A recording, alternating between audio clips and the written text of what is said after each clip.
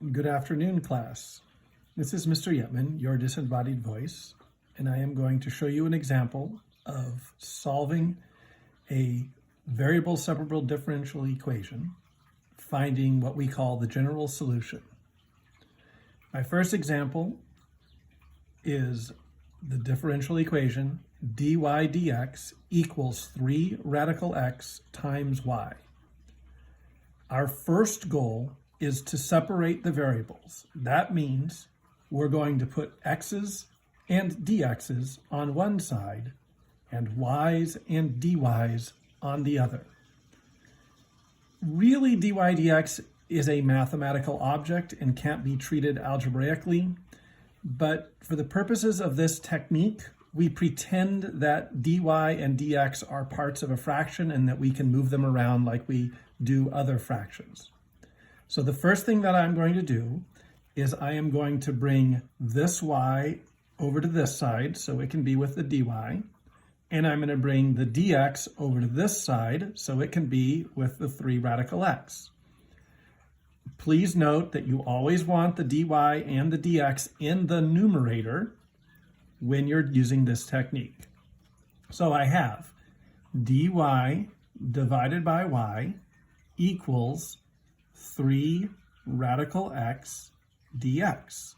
I have separated the variables. Everything involving y and dy is on this side. The dy is in the numerator. Everything involving x and dx is on this side. The dx is in the numerator. Now I'm going to integrate both sides. So I'm going to write my lovely giant S, my integral sign.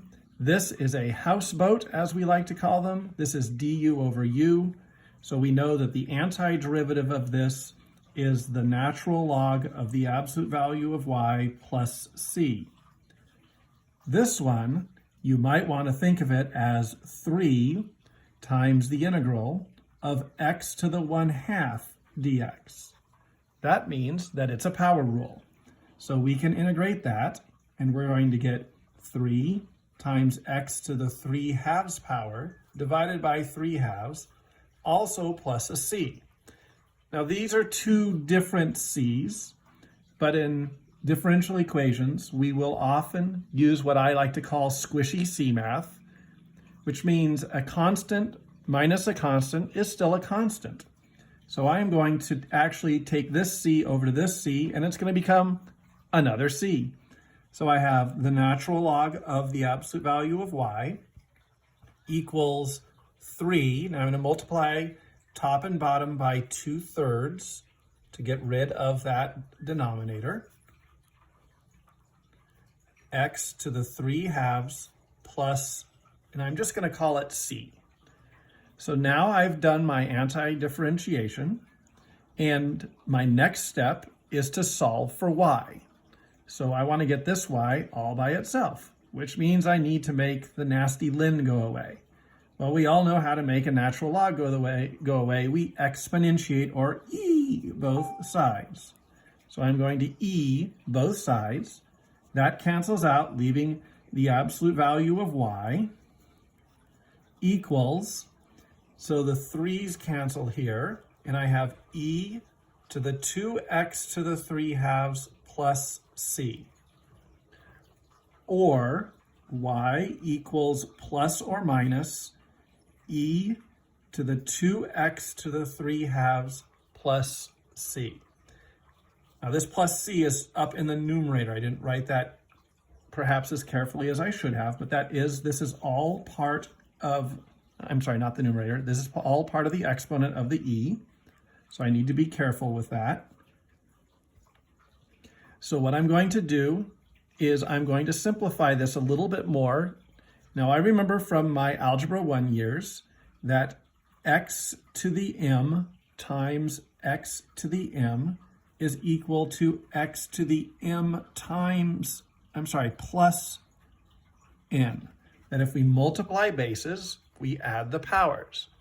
I'm going to use that in the opposite direction to simplify this, because I have m plus n. I've got two things added here. So I can rewrite this as e to the 2x to the 3/2 times e to the c.